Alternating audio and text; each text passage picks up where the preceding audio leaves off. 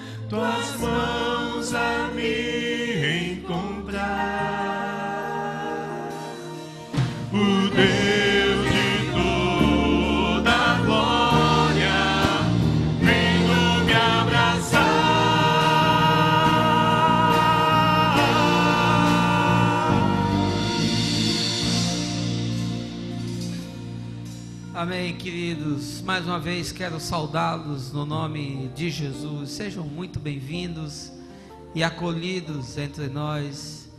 Quero convidá-lo a estar de pé para a leitura da palavra do Senhor, que se encontra no livro de Lamentações, capítulo 3. Lamentações fica depois de Isaías, de Jeremias. É o livro na sequência, Lamentações, capítulo 3. Nós não projetamos o texto no telão para motivá-lo a trazer consigo a sua Bíblia. Lamentações, capítulo 3, a partir do verso de número 1. Diz o texto: Eu sou o homem que viu a aflição trazida pela vara da sua ira. Ele me impeliu e me fez andar na escuridão e não na luz. Sim, ele voltou sua mão contra mim, vez após vez, o tempo todo. Fez que a minha pele e a minha carne envelhecessem e quebrou os meus ossos. Ele me sitiou e me cercou de amargura e de pesar. Fez-me habitar na escuridão como os que há muito morreram. Cercou-me de muros e não posso escapar. Atou-me a pesadas correntes. Mesmo quando chamo ou grito por socorro, ele rejeita a minha oração. Ele impediu o meu caminho com blocos de pedra e fez tortuosas as minhas sendas. Como um urso à espreita, como um leão escondido, arrancou-me do caminho e despedaçou-me, deixando-me abandonado. Preparou o seu arco e me fez alvo de suas flechas. Atingiu o meu coração com flechas de sua aljava. Tornei-me objeto de riso de todo o meu povo nas suas canções. Eles zombam de mim o tempo todo. Fez-me comer ervas amargas e fartou-me de fel. Quebrou os meus dentes com pedras e pisoteou-me no pó. Tirou-me a paz. Esqueci-me o que é prosperidade. Por isso digo, meu esplendor já se foi, bem como tudo o que esperava do Senhor. Lembro-me da minha aflição e do meu delírio, da minha amargura e do meu pesar. Lembro-me bem disso tudo, e a minha alma desfalece dentro em mim. Todavia lembro-me também do que pode me dar esperança. Essa é a palavra do Senhor, e por ela, irmãos, nós damos graças a Deus. Você pode se assentar, teremos mais um cântico.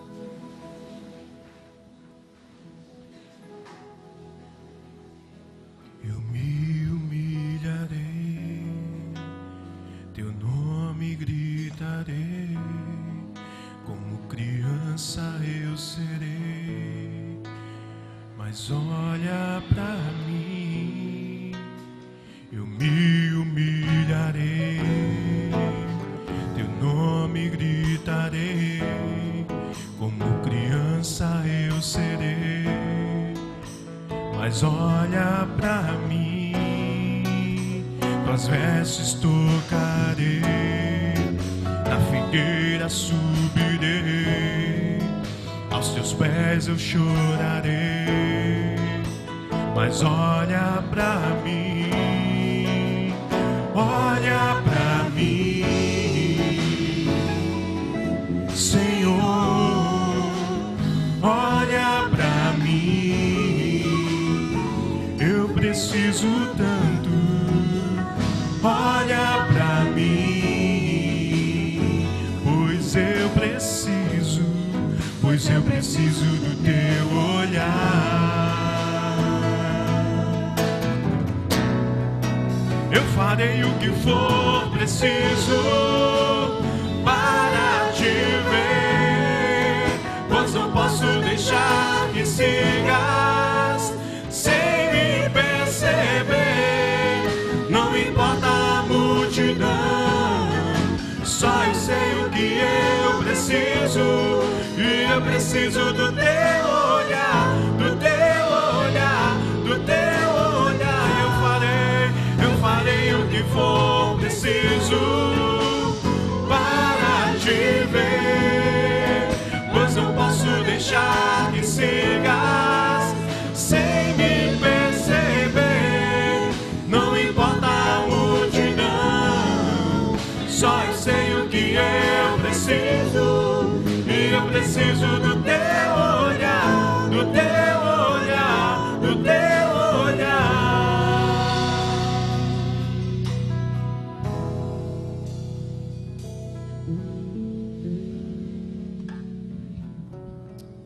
Amém, queridos. Não importa a multidão, mas eu sei que eu preciso do olhar de Jesus. Amém.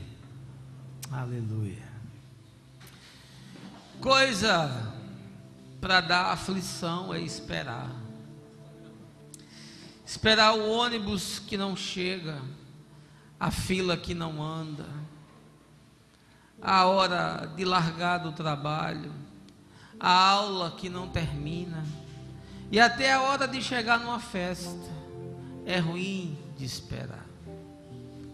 Não tem coisa pior do que esperar o trânsito que não vai, a noite que não cai, o médico que se atrasou, o amor que não chegou, o voo que não decolou, o dinheiro que não foi depositado, o táxi que está atrasado, a mulher que demora a se vestir e o vestido que teima em não abrir. Ah, meu Deus, que desespero que dá de esperar. Mas voltando à realidade da vida, lembrando a poetisa Cora Coralina, se temos de esperar, que seja para colher a semente boa que lançamos no solo da vida. Você já esperou por algo que demorou muito a chegar? Um dia inteiro,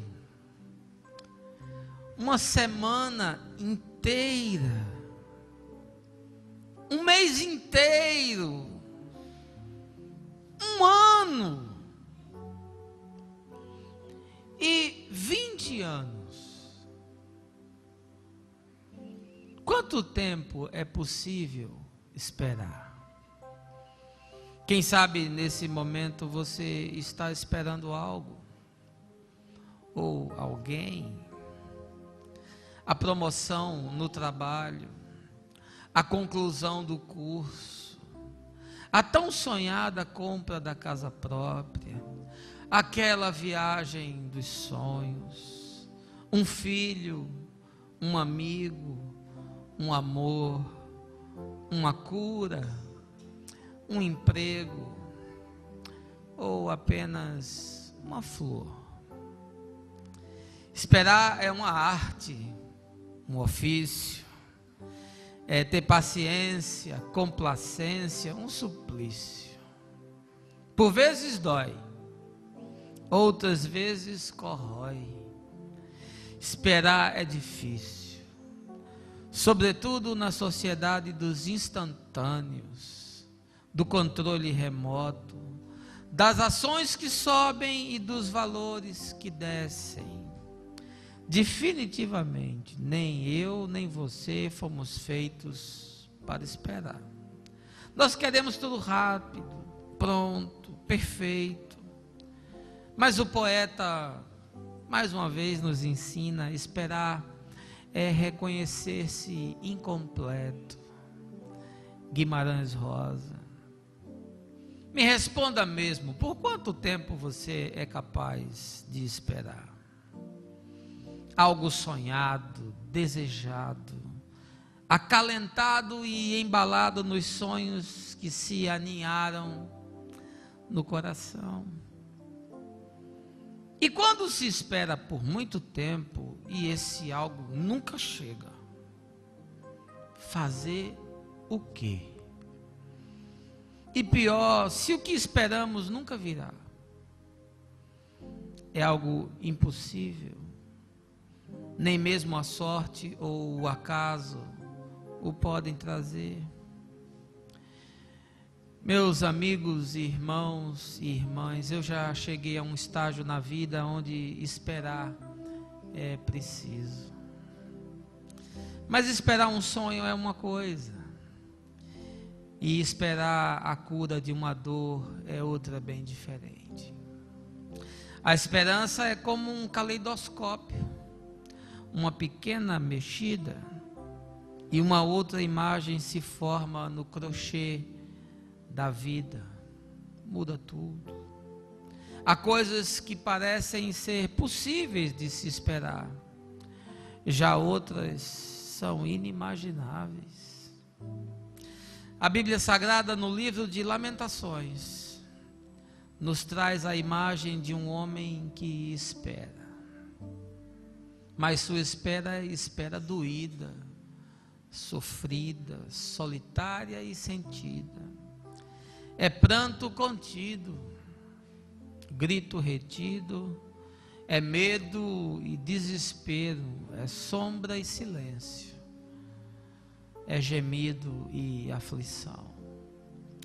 O lamento desse homem é uma forma de oração, é um canto fúnebre.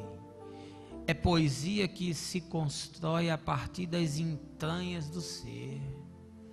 Lembrei do Vinícius, o poetinha, quando canta: fazer samba não é contar piada, e quem faz samba assim não é de nada. O bom samba é uma forma de oração, porque o samba é tristeza que balança, e a tristeza tem sempre uma esperança. A tristeza tem sempre uma esperança de um dia não ser mais triste, não. Você é capaz de esperar? E você que está me assistindo, você precisa esperar. Você vai ter de aprender a esperar. Essa manhã, nesta mensagem que eu intitulei Tempo de Esperar, vamos recolher os tesouros escondidos no texto de Lamentações capítulo 3, para aplicá-los à vida de tal forma que Ele possa aplacar nossa dor e dar-nos, ainda que apenas um punhado sagrado de paz e esperança. Mas eu não queria prosseguir sem convidá-lo a orar comigo. Baixe a sua cabeça e feche os seus olhos. No mundo, Senhor, onde nós corremos de um lado para o outro, no mundo onde nós pensamos que produzimos o nosso sustento, que os nossos talentos é que nos impulsionam na vida, que as nossas habilidades é que nos mantém nos nossos empregos, no mundo dos instantâneos, dos resultados, das tecnologias, da comunicação. Nesse mundo, Senhor, é tão difícil esperar. Mas essa manhã há muitos nesse lugar e outros tantos que nos assistem, que precisam aprender que chega um momento na vida em que nós precisamos nos recolher, nos assentar solitários e em silêncio e reverência com nós mesmos e em temor ao Senhor aprender a esperar. Dá-nos a tua paz essa manhã com o perdão dos nossos pecados, por Cristo, o nosso Senhor. Amém. Queridos, a tradição das versões bíblicas, tanto a Septuaginta quanto a Vulgata, ou seja, os escritos sagrados nos vernáculos grego e no latim, respectivamente, remetem à autoria do livro de Lamentações ao profeta Jeremias. Há em ambas um acréscimo ao texto original hebraico, que diz o seguinte: sucedeu quando Israel foi levado cativo e Jerusalém assolada, que Jeremias, chorando, se assentou e entoou uma lamentação. De fato, o que nós temos em mãos aqui no texto são cantos fúnebres, canções de luto, lamentos de uma alma farta de dores e de dias. O pano de fundo desse livro, escrito por volta de 586 a.C., corresponde provavelmente ao cenário da invasão assíria, comandada pelo rei Nabucodonosor, com a consequente queda, primeiramente de Judá e depois de Jerusalém, e na sequência vem o exílio babilônico, que durou cerca de 70 anos. O profeta começa esse capítulo 3, que nós lemos há pouco, de uma forma extremamente dramática. Ele afirma: eu sou o homem que viu a aflição pela vara do furor de Deus. A sequência de sua narrativa revela-nos um cenário inimaginável, onde por vezes o profeta fala a partir de si mesmo, seus pensamentos e sentimentos, e em outros versos ele é um atalaia que confessa o pecado do seu próprio povo. É um texto triste, duro, trágico, mas verdadeiro. Sim, É fato que o profeta constata que aquilo que lhe sobreveio nada mais é do que a consequência do total abandono de Deus, de seus valores e princípios. Durante 20 anos, Jeremias profetizou àquela gente na expectativa de que o povo se convertesse, se arrependesse de seus maus caminhos. É tempo demais. 20 anos. E agora tudo estava destruído. E mais do que isso, um cativeiro os aguardava. Mais 70 anos esperando o que Deus iria fazer. E eu quero lhe perguntar algo. Você suportaria isso? Você aguardaria esse tempo todo?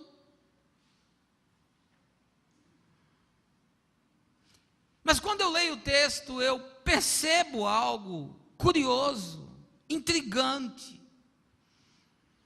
E eu digo isso porque propositalmente eu não li o capítulo inteiro, que possui 66 versículos.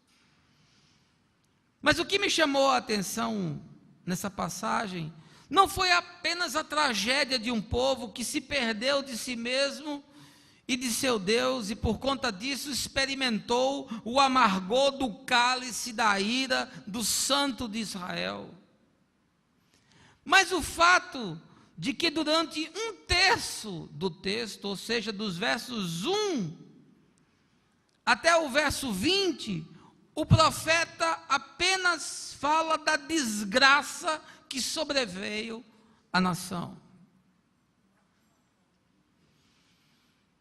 Mas de repente, como que por um acidente, ele para toda a narrativa de morte, de dor, de medo, de desilusão. Ele cessa o seu canto fúnebre, ele encerra a sua lamentação e afirma contraditoriamente, contra toda expectativa, contra toda lógica, contra tudo que é óbvio, razoável e humano, o seguinte: quero trazer à memória aquilo que me pode dar esperança. E aqui me é impossível não lembrar do sábio de Eclesiastes, quando afirma: há tempo para todo propósito debaixo do sol, tempo de chorar e tempo de sorrir. Jeremias decreta para si mesmo, para a sua alma, que a medida do lamento já havia chegado ao fim, que o tempo do pranto e do luto havia se cumprido, que as horas, dias, semanas de choro já estavam concluídas. Agora ele afirma categoricamente: quero apenas trazer à minha mente aquilo que pode me alimentar de esperança, aquilo que pode aquietar a minha alma e pacificar o meu coração, aquilo que possa produzir luz nas minhas trevas. É a partir desse verso 21 que o jogo vira, que a vida muda, que a perspectiva se altera, que o caminho se bifurca, que a chama do braseiro da vida se acende novamente. E será a partir dele que eu quero tirar 5 lições sobre a necessidade que eu e você temos de aprender a esperar.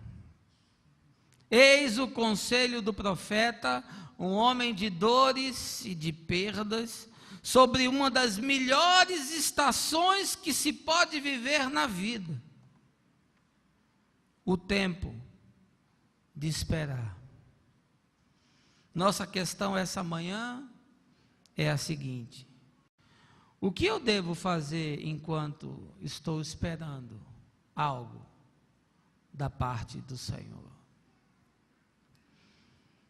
Em primeiro lugar, eu quero lhe dizer: nunca perca a referência de quem é Deus. A mensagem expositiva, Lamentações capítulo 3, versos 22 e 23. Diz o texto: graças ao Senhor, grande amor é que não somos consumidos, pois as suas misericórdias são inesgotáveis, renovam-se cada manhã, grande é a sua fidelidade.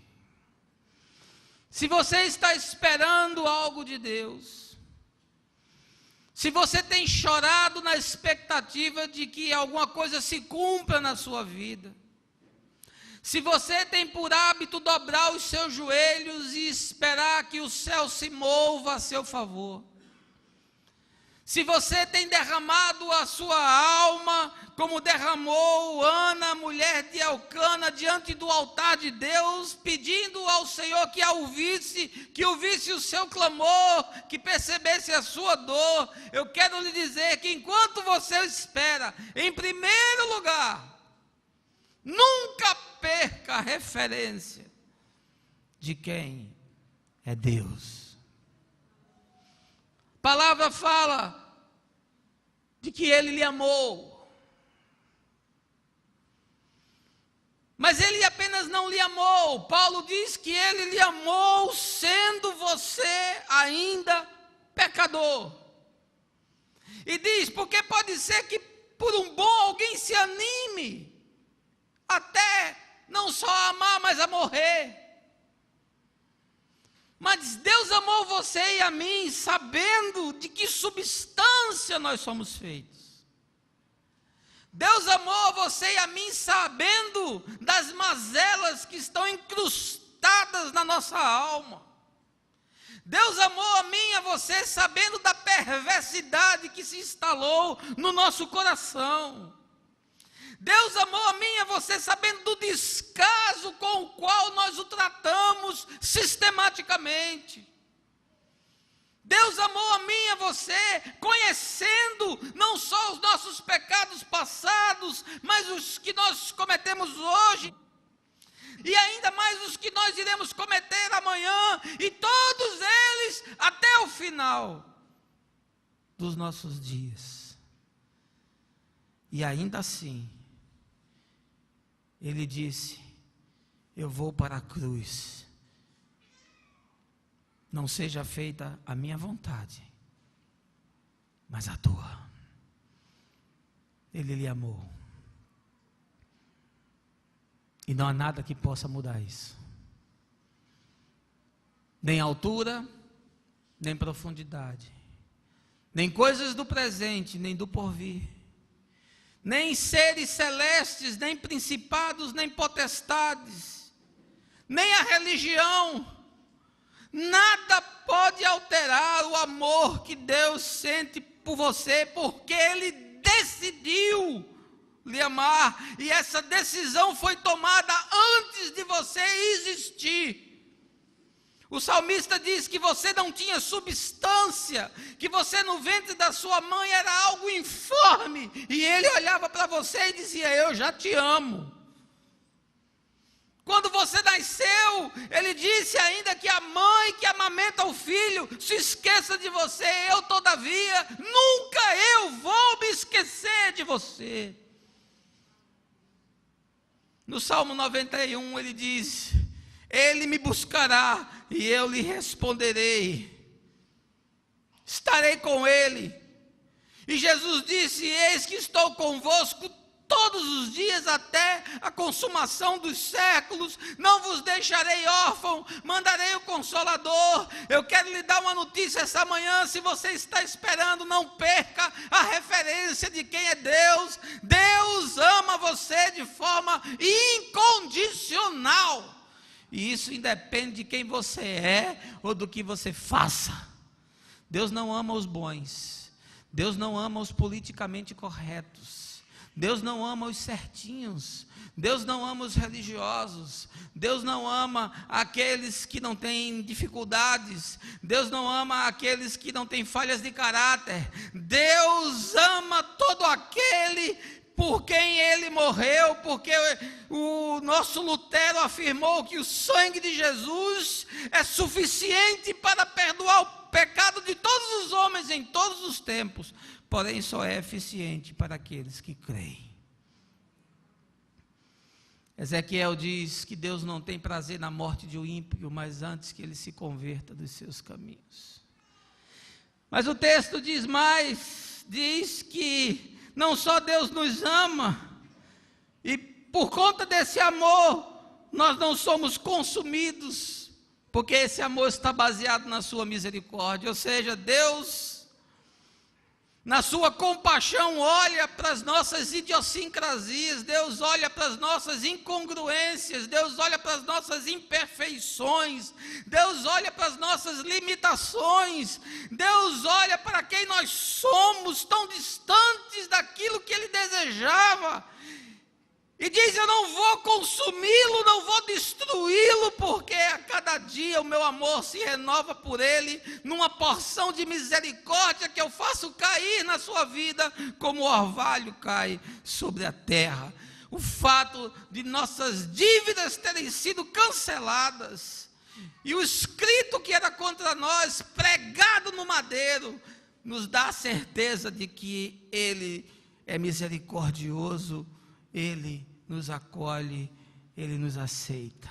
E o texto continua dizendo que não só Ele nos ama e é misericordioso, é tolerante, é um Pai que aceita, que acolhe, que perdoa, mas diz mais que a sua fidelidade se renova a cada manhã. Ou seja, Deus não é o seu chefe que muda de opinião, Deus não é o seu pai imperfeito, talvez que tenha abusado na sua criação, talvez que tenha se excedido na sua autoridade. Deus não é a sua mãe inafetiva, seca, distante, irresponsável. Deus não é alguém de carne e osso, Deus é alguém que está acima de tudo. Deus é espírito, importa que os seus adoradores o adorem em espírito e em verdade, e diz a sua palavra que a sua fidelidade permanece para sempre. Amém, queridos? Ele é fiel. E diz mais, que se você for infiel, Ele continua sendo fiel. Ele diz: se você for desleal, Ele continua sendo leal.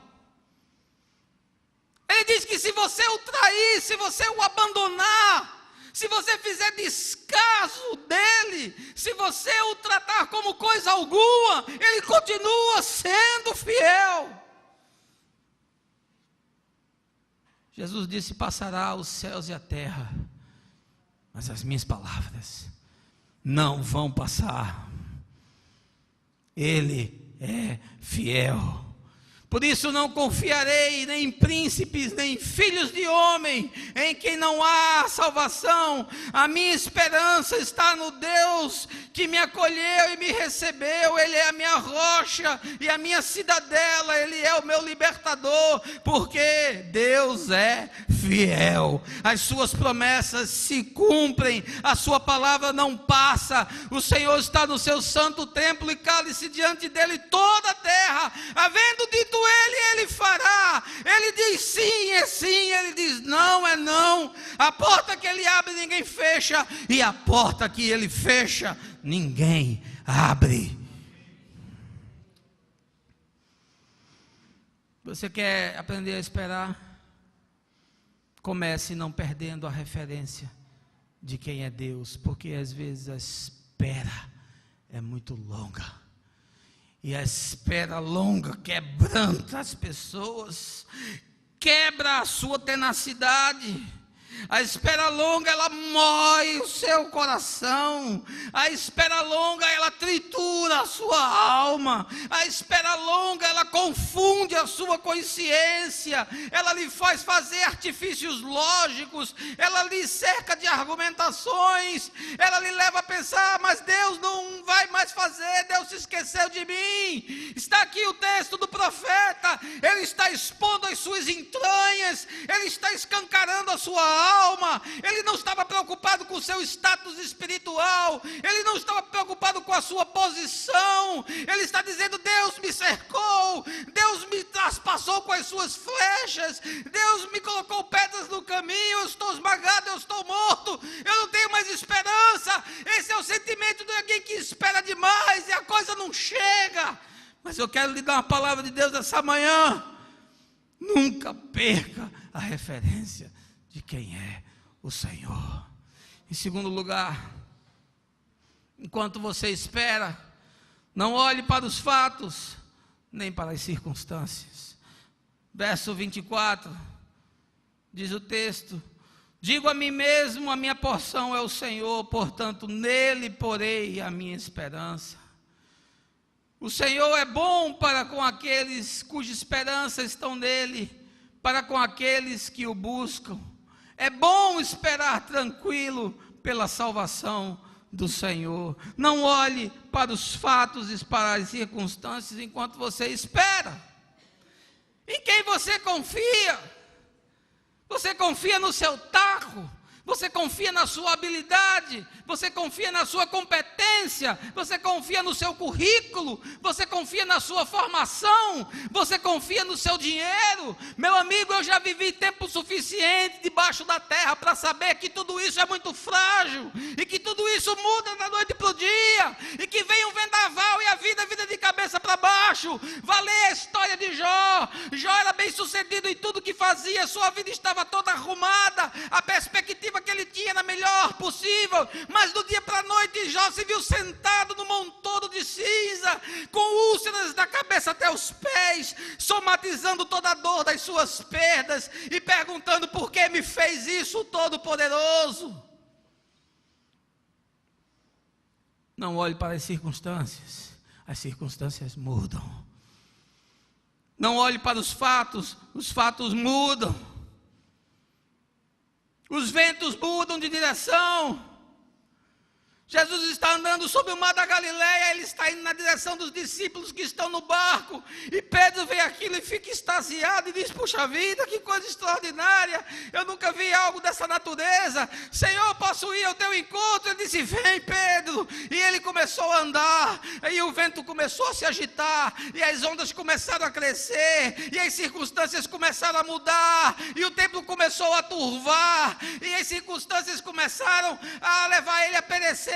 E de repente ele começou a afundar, ele começou a duvidar, ele começou a racionalizar, ele começou a temer, e Jesus teve que pegá-lo com a sua mão e dizer: Pedro, tu confia em quem? Sob a minha palavra, tu podes andar até por cima das águas. Lâmpada para os meus pés é a tua palavra, e luz para os meus caminhos. Não olhe para os fatos, não olhe para as circunstâncias. Eu quero lhe dizer que tudo está nas mãos daquele que controla todas as coisas. Não cai um cabelo da sua cabeça se ele não disser que caia. Tudo está sob o seu controle. Deus não está dormindo, Deus não está anestesiado, Deus não está absorto, Deus não está insensível, Deus não está esquecido. Deus continua sendo Deus de Israel e o Deus da igreja, e Ele te diz essa manhã: eu cuidarei de ti. Não olhe para as circunstâncias, não olhe para os fatos, não olhe para as dificuldades, não olhe para o impossível, olhe para Jesus e o milagre vai acontecer. Amém, meus irmãos? O próprio Jó disse: o que eu temia me sobreveio. Você sabe o que é o contrário da fé? É o medo. O medo é uma força poderosa. O medo tem a capacidade de materializar aquilo que apenas é sentimento, que é a energia psíquica reprimida, aquilo que está no inconsciente coletivo. O medo é capaz de trazer à existência essas coisas, esses fantasmas, de exumar aquilo que demais nos aterroriza no coração e na mente. E Jó disse: aquilo que eu mais temia foi justamente o que veio sobre mim. Quais são os teus temores? Quais são os teus medos? O que é que te inquieta? O que é que te faz gelar? O que é que te faz tremer? Pois é justamente isso que pode te sobrevir. A não ser que você aprenda a não olhar nem para os fatos, nem para as circunstâncias, mas coloque os seus olhos no autor e consumador da sua fé, Jesus, o Senhor. E no verso 26 ele diz assim: é bom esperar tranquilo pela salvação do Senhor. Pediram a um pintor que desenhasse um quadro que expressasse a paz, e ele fez uma árvore sendo assolada por um vendaval. Os seus galhos estavam empenados pela força do vento, as frutas caíam no chão, as folhas se soltavam, se desprendiam e voavam, e em cima de tudo aquilo havia um passarinho assentado sobre um galho, dentro do seu ninho, calmamente esperando. E ele disse: paz é isso. Paz não é ausência de dificuldade, paz não é ausência de problema, paz não é a inexistência de tribulação, paz é você ter a certeza absoluta que tudo coopera, corrobora e conspira para o bem de todo aquele que ama a Deus. Aleluia. Isso é paz. Paz é você cheio de inquietação, cheio de problema, cheio de angústias e ansiedades, e deitar e dizer: oh, meu Deus, cuida de mim. Paz é Abacuque dizer: ainda que a videira não floresça e que não haja mantimento na plantação, ainda que as ovelhas sejam arrebatadas do aprisco e que o gado não dê o seu leite, ainda que a vida subverta a sua lógica, ainda que tudo dê errado, se todas as coisas ficarem de cabeça para baixo, mesmo assim eu ainda continuarei confiando no Deus da minha salvação. Aleluia. O salmista diz: eleva os meus olhos para os montes, de onde me virá o socorro? O teu socorro vem do Senhor, que fez os céus e a terra. Pessoas que olham para as circunstâncias, para os fatos, adoecem. Por isso tanta gente com a alma despedaçada. A ansiedade é o câncer da alma. Por isso tanta gente com depressão, por isso tanta gente com transtorno compulsivo, por isso tanta gente com pânico, por isso que nós somos a depressão, a sociedade do ansiolítico, por isso que nós não conseguimos mais viver sem estar anestesiados, sem estar dopados. Sabe por quê? Porque nós olhamos para as circunstâncias, nós ficamos racionalizando: ai meu Deus, esse gigante está crescendo, esse monstro vai me engolir, eu tenho que pagar as contas, e eu estou ameaçado do trabalho, e eu não sei se eu vou conseguir pagar a prestação do carro, e eu não sei, a feira cada dia aumenta mais, e a conjuntura global, e a crise da Europa, e o euro, e a Grécia está em dificuldade, e você liga o jornal, só tem desgraça. Eu quero lhe dizer uma coisa: essa noite, essa manhã, meu irmão, desliga a televisão, pegue a sua Bíblia, abra ela, vá buscar a Deus, vá orar, e Ele vai te dizer: não olhe para as circunstâncias, olhe para mim, e eu te darei a minha salvação. Nós fazemos parte dessa sociedade do controle. É controle para tudo. Você chega em casa, tem 10 controles em cima da televisão. Eu chego em casa, eu olho aqueles controles e digo: meu pai, o que eu faço com isso? O DVD é um controle, o Blu-ray é um controle, a Sky é um controle, a televisão é um controle, o som é um controle. Eu digo: é muito botão, é muito pitoco, eu não aguento mais não. Eu já estou 25 anos lidando com isso, Jesus, eu não quero mais apertar pitoco não. Eu faço um negócio com pitoco só, Jesus, liga e desliga e está bom. É a sociedade do controle, dos resultados. É a sociedade das metas, é a sociedade das máquinas. As pessoas são tratadas como máquinas, elas têm que produzir. Isso é fruto, é consequência da revolução industrial, é do mecanicismo, isso é fruto do tecnicismo, isso é fruto de um homem que dominou a natureza, mas não dominou a si mesmo. E essa frase é de Albert Schweitzer, um dos mais conscientes teólogos, e um pensador, um filósofo, que diz: nós dominamos a natureza, mas nós não nos dominamos, isso vai ser uma tragédia. E por causa dessa circunstância, dessa situação, dessa sociedade dos campeões que exige que você seja o melhor, o primeiro, o maior, o que chega em primeiro lugar, o que bate as metas, o que faz todas as vendas, o que alcança todos os resultados, o que é o mais bonito, o mais inteligente, e você fica vivendo nessa pressão, olhando para as circunstâncias. Não olhe para as circunstâncias. E agora eu lembrei de um cântico antigo que dizia: não olhe as circunstâncias, olhe para o seu amor. Aleluia. Albert Einstein diz assim: fazendo a mesma coisa dia após dia, não há de se esperar resultados diferentes. Enquanto você insistir em olhar para as circunstâncias e para os problemas e para os fatos, a tua vida vai continuar do mesmo jeito, até o momento que você disser: chega, eu quero olhar para Deus. Em terceiro lugar, se você está esperando, quero te dar um conselho: acolha a dor e aceite o sofrimento. Eles são ingredientes para a cura do ser. Versos 31, 32 e 33. Porque o Senhor não desprezará para sempre, embora Ele traga tristeza, mostrará compaixão. Tão grande é o seu amor infalível, porque não é do seu agrado trazer aflição e tristeza aos filhos dos homens. Não rejeite o sofrimento, não fuja do confronto, não evite rotas que são difíceis, não ande por atalhos, não coloque remendo novo em vestido velho. Enfrente as situações como homem de Deus, como mulher de Deus. Olhe para o gigante que está diante de você e diga para ele, como Davi falou para Golias: tu vens a mim com espadas e lanças, mas eu vou contra ti no nome do Senhor dos exércitos. Aleluia. Você vem para mim, gigante, seja ele o que for.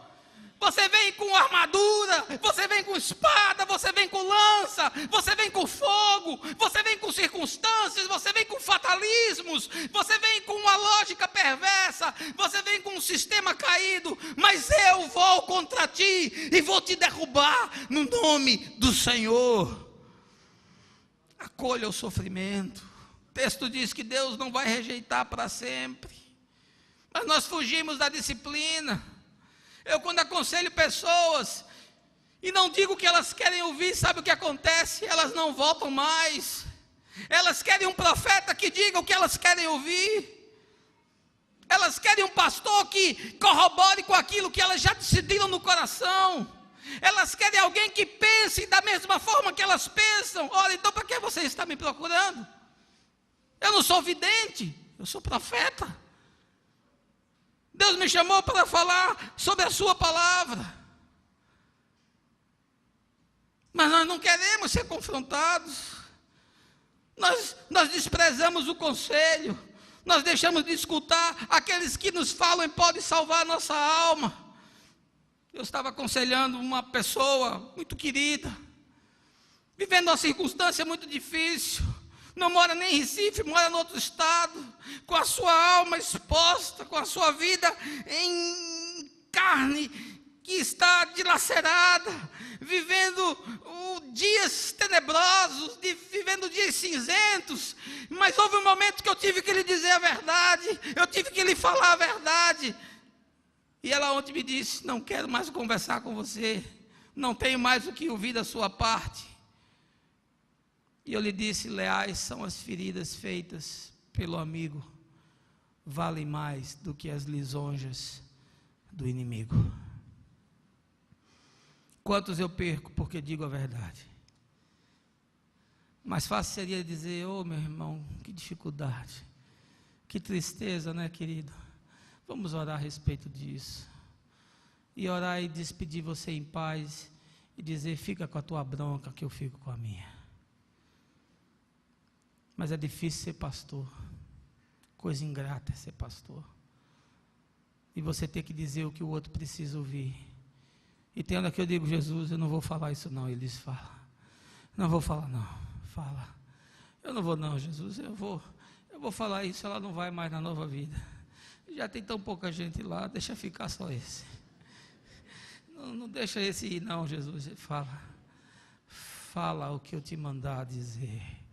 Abre a tua boca e não te cales, porque eu a encherei.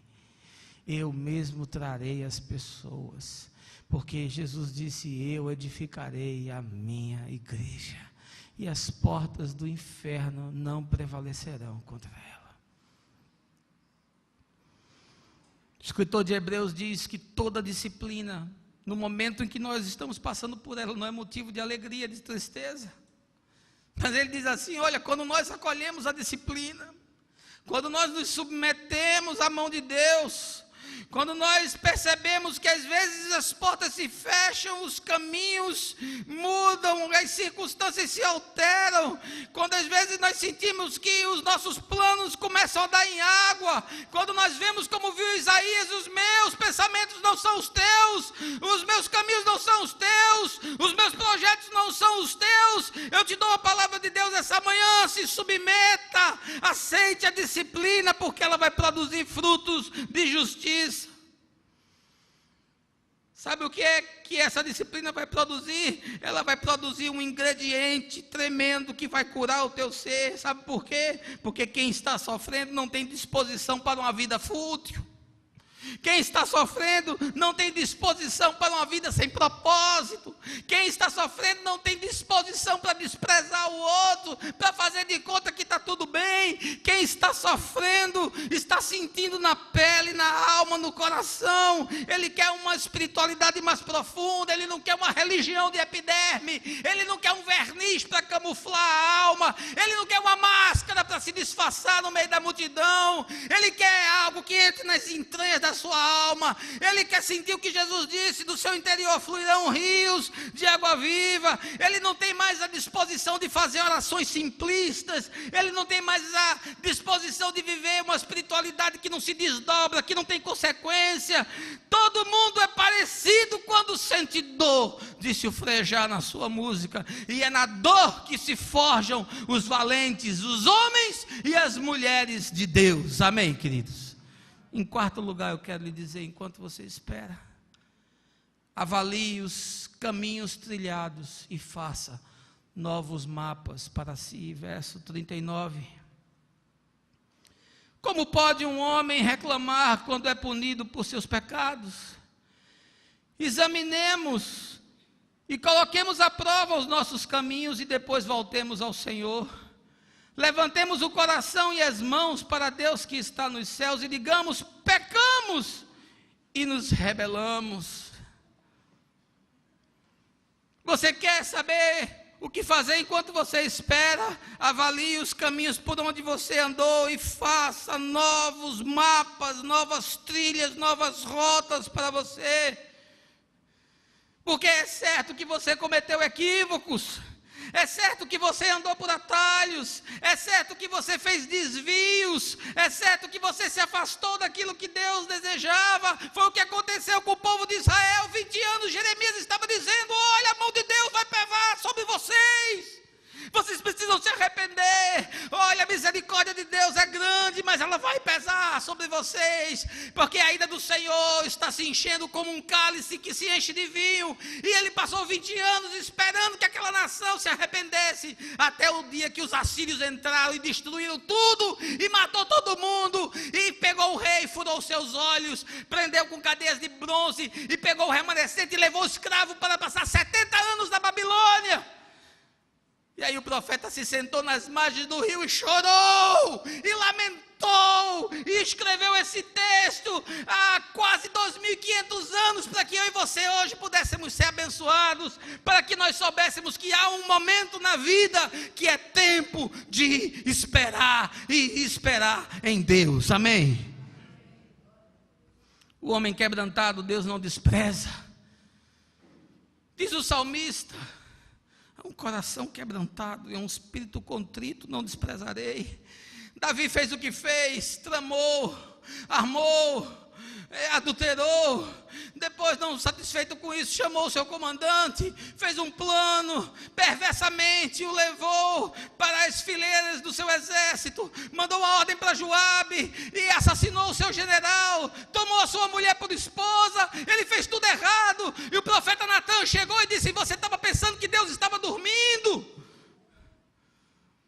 Tudo que você me pediu eu te dei, Davi, e se fosse pouco e você me pedisse, eu te daria mais e mais e mais, e você fez a coisa que não podia. Agora está aí a espada sobre a tua casa, jamais faltará a espada sobre a tua casa.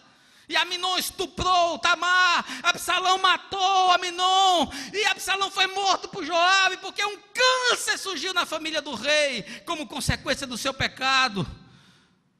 Mas quando Natã o confrontou, ele disse: pequei contra Deus.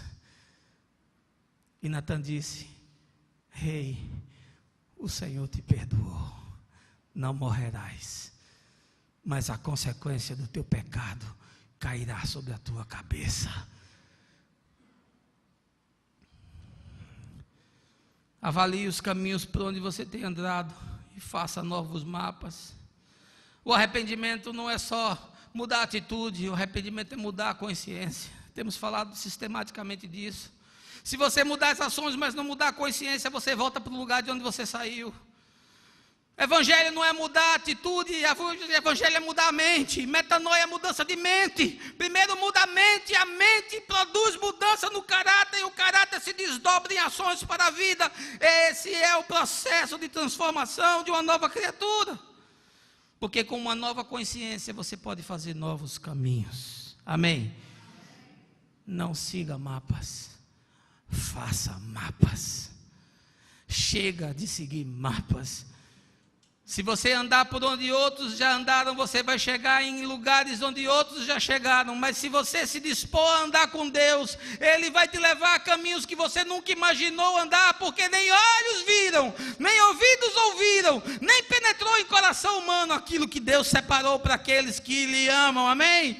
Ele vai te levar a experimentar o melhor da terra, porque o melhor de Deus, eu te digo essa manhã, o melhor de Deus na tua vida ainda não aconteceu, mas vai acontecer para que Jesus seja glorificado. Aquele que começou a boa obra na tua vida vai concluí-la até o dia de Cristo.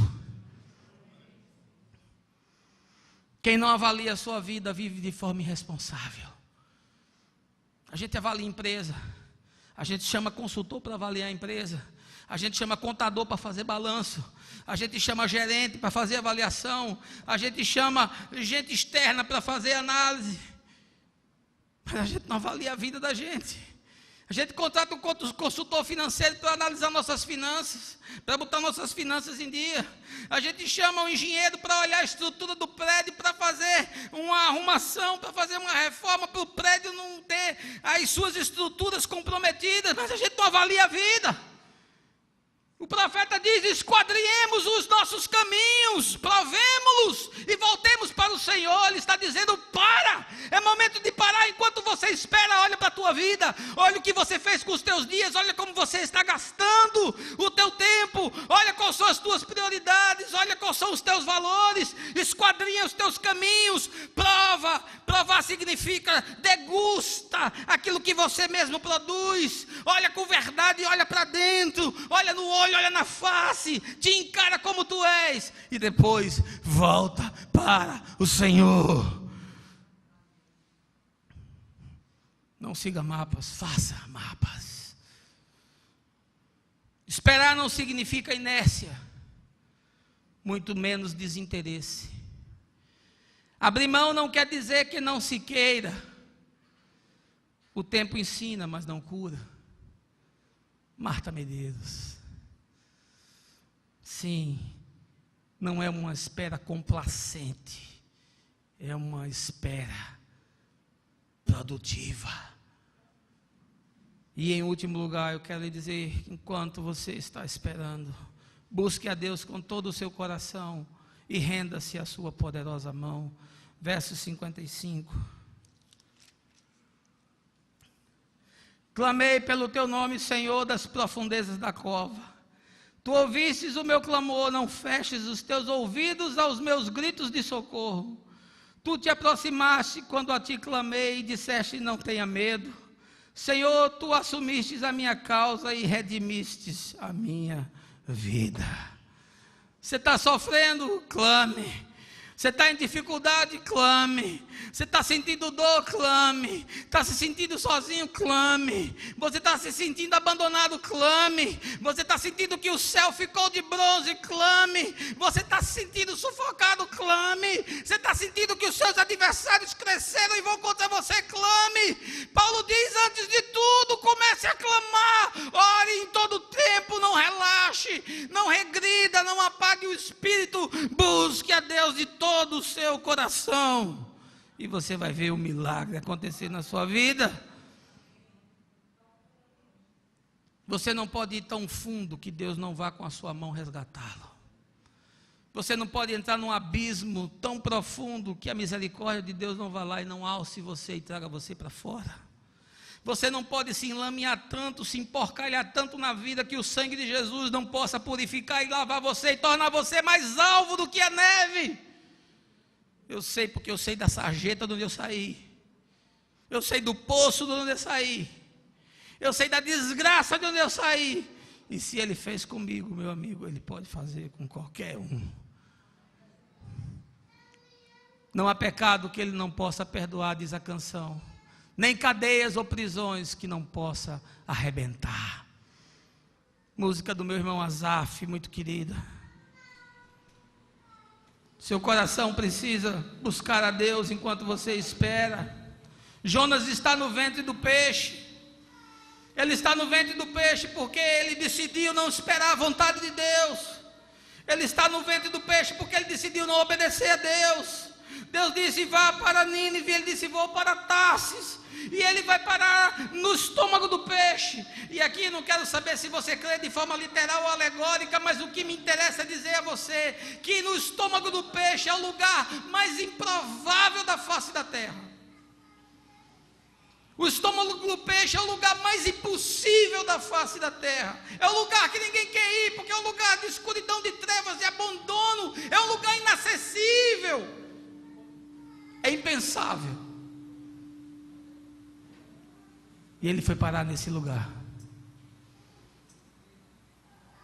E nesse lugar ele buscou a Deus de todo o seu coração. E Deus o mandou de volta para a vida. E a cidade de Nínive inteira se converteu. E um milagre foi realizado. Ele se tornou um de nós. Verso 57. Tu te aproximaste quando a ti clamei e disseste: não tenha medo. Ele se aproximou de mim, de você. Ele se tornou um de nós. Isso não é um Deus grego que ficou assistindo a história sentado num trono. O Deus hebreu se fez um de nós. Encarnou como homem, suou como a gente, chorou como a gente, sofreu como a gente, sangrou como a gente e morreu como a gente. E ressuscitou como a gente vai ressuscitar. E ele tomou o meu lugar, verso 58. Senhor, tu assumistes a minha causa e redimistes a minha vida. O salário do pecado é a morte, mas Jesus disse: me dá aqui a morte dele, eu vou tomar ela para mim. E na sua cruz eu fui crucificado. Pela cruz me atraiu, gentilmente me amou. E eu sem palavras me aproximo, quebrantado por seu amor. Naquela cruz eu estou crucificado para o mundo, e o mundo está crucificado para mim. Nada pode me despregar, porque ele disse: quando eu for levantado, todos a mim atrairei. Busque a Deus de todo o coração enquanto você espera. Coincidentemente, é também no capítulo 3 do livro de Eclesiastes que nós encontramos uma das mais belas passagens bíblicas. Eu a chamo de a dialética do tempo. Pois para cada estação própria da existência há um oposto simétrico. Ali aprendemos que há tempo para tudo debaixo do sol e que Deus nunca se atrasa ou falha. Curiosamente, entre os versos do sábio, não encontramos o conselho sobre o tempo de esperar e o tempo de agir.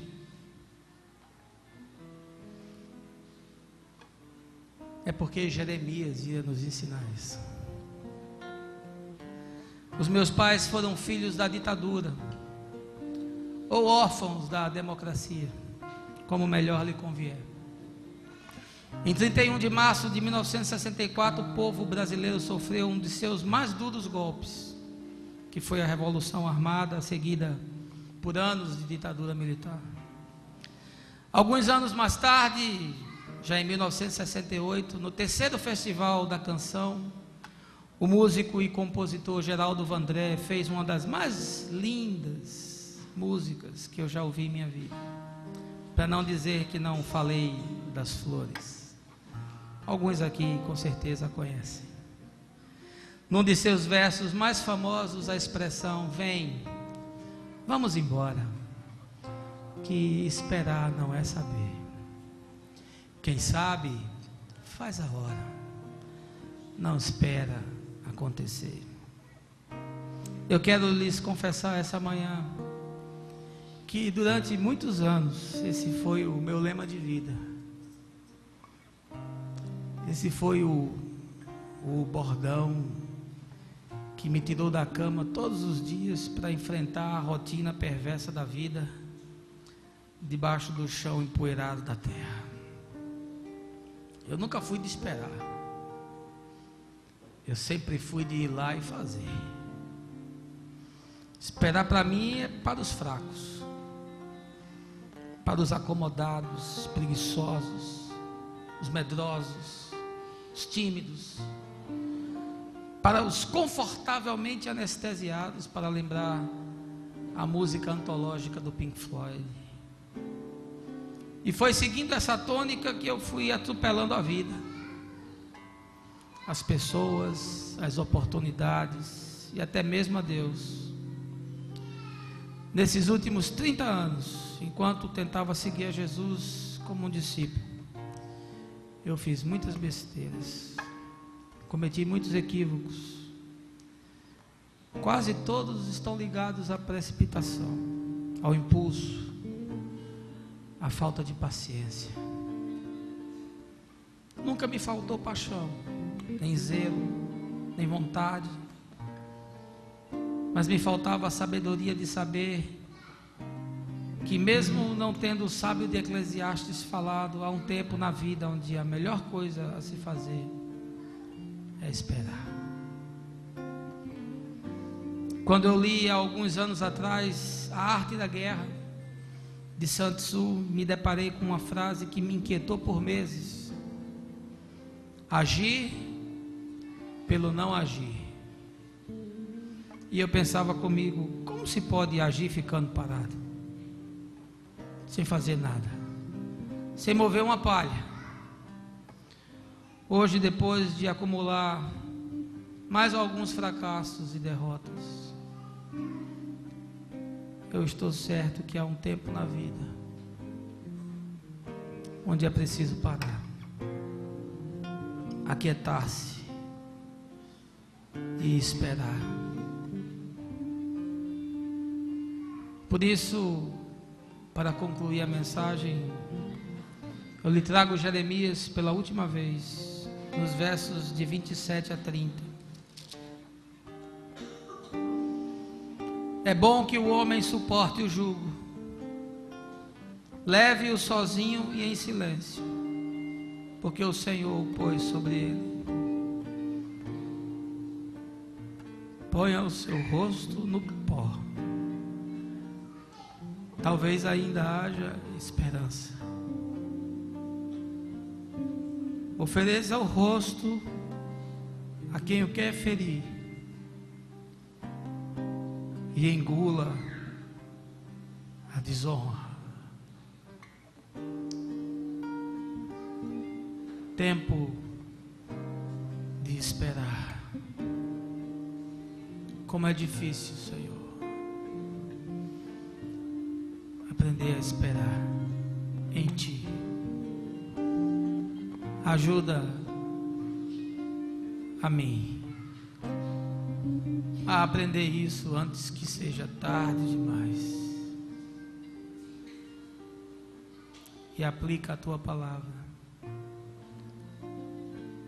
à Tua igreja, no nome de Jesus. Amém.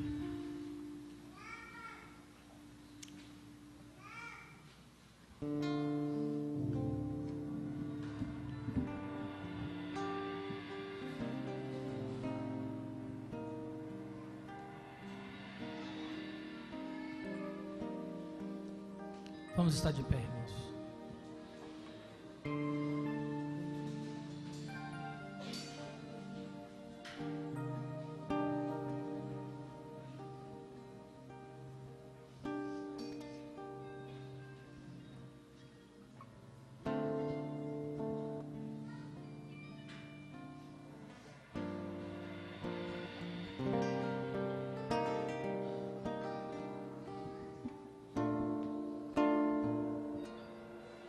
É só esperar acontecer, é só continuar e não deixar que as lágrimas embaçem o olhar, e não deixar que a tristeza tire a força do caminhar contínuo.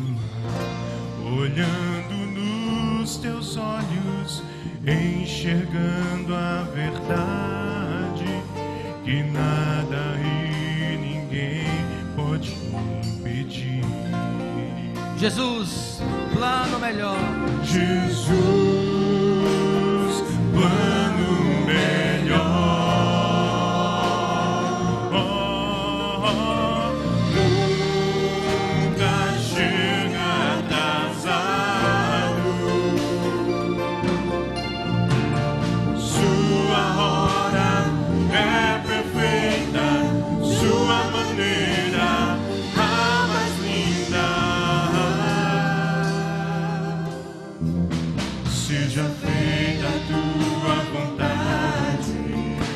Só quero a tua vontade, assim na terra como no céu. Jesus, Jesus, plano melhor, nunca chega atrasado.